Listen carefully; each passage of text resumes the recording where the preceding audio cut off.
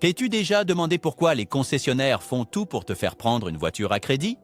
Ils te disent « la tienne pour seulement 200 € par mois », mais ils ne te révèlent jamais le vrai prix. Et tu sais pourquoi? Parce que ce n'est pas toi qui y gagne. Aujourd'hui, je vais vous révéler ce que personne ne vous dit vraiment sur les financements automobiles, et vous risquez d'être bouche bée. Et à la fin de cette vidéo, je vous présenterai une comparaison très concrète. Est-il préférable de payer comptant ou bien à crédit? Préparez-vous bien car les chiffres que je vais vous montrer vont vraiment vous étonner. Ces derniers jours, j'ai fait le tour de plusieurs concessions automobiles pour acheter une voiture. Et tu sais ce qui se passe toujours quand tu demandes un devis. On vous propose le financement, même si vous pourriez payer l'intégralité immédiatement. Payer comptant est désormais presque considéré comme une difficulté. Pourquoi? Regardons ensemble les astuces cachées derrière ces offres et découvrons s'il est vraiment avantageux de financer une voiture ou si c'est juste un moyen de vous faire dépenser bien plus que ce que vous imaginez. Et surtout, nous allons voir des chiffres concrets pour comprendre le coût réel d'une voiture lorsqu'on l'acquiert à crédit. Car un financement revient toujours plus cher. Avez-vous déjà comparé le prix final d'un véhicule financé avec sa véritable valeur marchande? La différence pourrait vous laisser bouche bée. Le premier grand inconvénient est simple. En finançant une voiture, vous payez beaucoup plus cher que sa valeur réelle. Pourquoi? À cause des intérêts. Chaque mensualité que vous payez comprend une partie d'intérêt et au début du financement, ils sont très élevés car ils sont calculés sur un montant très important. On vous dit peut-être seulement 5%, mais attention, ce n'est pas 5% au total, c'est 5% annuel. Et multiplié par les années du financement, cela devient une somme monstrueuse. Prenons un exemple concret. Imaginons une Golf dont le prix s'élève à 30 000 €. Si vous la financez à un taux d'intérêt de 5% sur 5 ans, savez-vous combien vous paierez au total? Environ 34 000 €, soit 4 000 € supplémentaires pour le même véhicule. Et si le financement est d'une durée de 7 ans, vous atteignez sans problème 36 000 €, des services additionnels, obligatoires ou presque. Très souvent, le financement est impacté avec des services supplémentaires, des extensions de garantie, des forfaits d'entretien, des assurances facultatives qui deviennent comme par magie presque obligatoires. Et le problème, c'est que ces coûts sont dissimulés dans les mensualités, ce qui rend impossible de savoir combien vous payez réellement. Vous est-il déjà arrivé de voir un financement avec un taux d'intérêt vraiment très bas, du genre 2%? Eh bien, regardez attentivement le contrat. Très probablement, à l'intérieur, il y a un ensemble de services qui, à lui seul, vous coûtera 2 ou 3 000 € supplémentaires, sans oublier les pénalités pour remboursement anticipé. Envisagez-vous de pouvoir solder votre financement avant l'échéance prévue pour réaliser des économies? Soyez vigilants, car de nombreux contrats prévoient des pénalités importantes en cas de remboursement anticipé. On parle généralement d'une moyenne de 2% du capital restant dû, mais dans certains cas, vous devrez même régler la totalité des mensualités restantes sans pouvoir économiser le moindre centime sur les intérêts. Par exemple, si après 3 années vous souhaitez mettre fin à un financement de 25 000 €, vous pourriez être amené à débourser 500 € de pénalité, en plus de la totalité des intérêts restants. Quel impact sur votre crédit? Avez-vous déjà réfléchi à la manière dont un tel engagement financier peut entraver vos projets d'avenir? Lorsque vous sollicitez un prêt, votre nom est enregistré dans les fichiers de la centrale des risques. Cela signifie que si, à l'avenir, vous souhaitez acquérir une propriété ou si vous avez besoin d'un financement plus conséquent, vous pourriez vous retrouver en difficulté.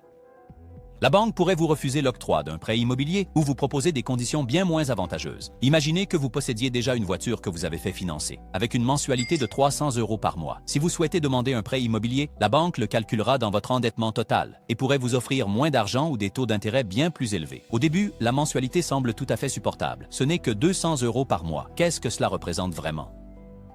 Mais la vie est imprévisible.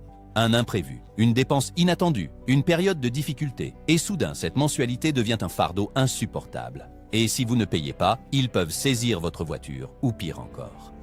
Et alors, pourquoi les concessionnaires insistent-ils autant sur les offres de financement? Parce qu'ils y gagnent, et bien plus que vous ne l'imaginez. Vous êtes-vous déjà demandé pourquoi, quand vous demandez une remise, la première question qu'on vous pose est « Vous faites le financement ?» Si vous dites non, le prix reste élevé. Si vous acceptez, la remise apparaît comme par magie. Mais savez-vous où ils la récupèrent? Dans les intérêts et les coûts cachés. Combien de fois avez-vous entendu dire que tout le monde finance sa voiture, c'est normal? Mais t'es-tu jamais arrêté à penser si c'est vraiment un avantage pour toi ou pour le concessionnaire? Alors là, on pourrait se dire, mais si le taux d'intérêt est de 5% et que la commission que le concessionnaire reçoit est également de 5%, alors la société de financement ne gagne rien, n'est-ce pas? Faux. Le taux annuel nominal, le TAN, est annuel, donc la société financière ne paie pas une commission de 5% chaque année. Le concessionnaire reçoit une prime initiale élevée, tandis que la financière s'assure tous les intérêts accumulés les années suivantes. Résultat, un système parfait pour eux, mais pas pour vous. Financement ou paiement comptant.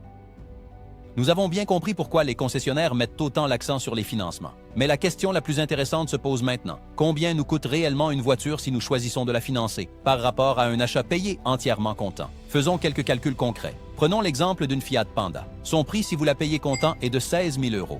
Si vous choisissez plutôt le financement, vous paierez 200 € par mois pendant 7 ans. Avec les intérêts et les services supplémentaires, au final, vous débourserez plus de 18 000 €. Prenons par exemple le cas d'une voiture Golf. Son prix d'achat au comptant est de 30 000 €. Si elle est financée, cela représente 400 € par mois et ce, pendant 7 années. Le montant total que vous aurez payé, incluant les intérêts et les assurances, s'élève à 36 000 €.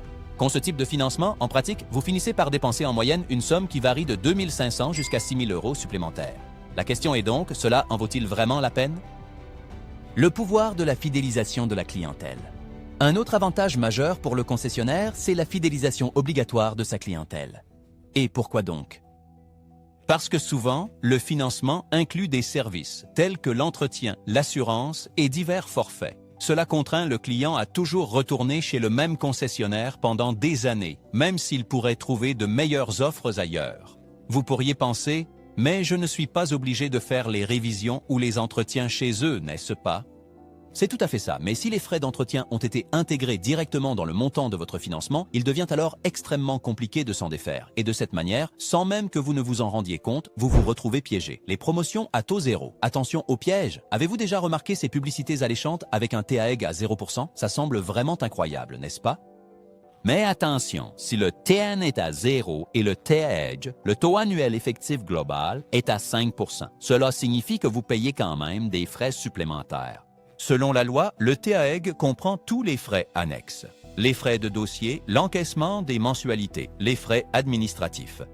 Et c'est ainsi que ce qui semblait être un financement gratuit devient une affaire pour eux, pas pour vous. Le TAEG. Le chiffre que vous devez vraiment regarder. Mais qu'est-ce donc précisément que ce TAEG dont on parle tant? Le taux annuel effectif global est le seul chiffre qui vous dit vraiment combien le financement vous coûtera. Clarifions les choses. Le TAN, taux annuel nominal, est comme la pointe de l'iceberg. Il ne montre que les intérêts de base. Le TAEG, quant à lui, englobe absolument tout. Les intérêts, les frais d'ouverture de dossier, les coûts de gestion, les commissions et les assurances obligatoires. En somme, c'est le coût réel et effectif. Je vais te donner un exemple très concret. Un prêt ou un financement avec un taux annuel nominal de 4% pourrait présenter un taux annuel effectif global de 7,5%. Cela signifie que le coût effectif est presque le double de celui annoncé. Regardons les chiffres. Sur un financement de 20 000 € sur 5 ans, un TAN à 4% vous ferait croire que vous paierez environ 2 000 € d'intérêt, mais avec un TAEG à 7,5%, le coût réel montera à près de 4 000 €. Et devine quoi? C'est précisément la raison pour laquelle les publicités mettent en avant le TAN en gros caractères et le TAEG en tout petit. Mais attention, il faut savoir que légalement, le TAEG doit toujours figurer de manière obligatoire dans tous les contrats. C'est un droit fondamental de le connaître avant de vous engager par une signature. Certains financements prévoient qu'après 3 ans, vous puissiez choisir de refinancer, de remplacer votre véhicule ou de le restituer. Mais attention, si vous décidez de la restituer, vous pourriez découvrir une obligation cachée d'en acheter une autre avec eux, sinon les conditions changent drastiquement. La meilleure solution, évitez les financements. Le conseil le plus crucial, c'est d'acquérir votre véhicule en effectuant un paiement comptant. Si vous ne pouvez pas vous permettre d'acquérir la voiture de vos rêves, il est de loin préférable d'opter pour une bonne occasion ou un modèle de gamme inférieur, plutôt que de vous engager dans un financement. Nous avons déjà passé en revue toutes les embûches et les pièges des crédits automobiles. Mais la question fondamentale qui se pose à présent est la suivante. Comment mettre en application toutes ces précieuses informations?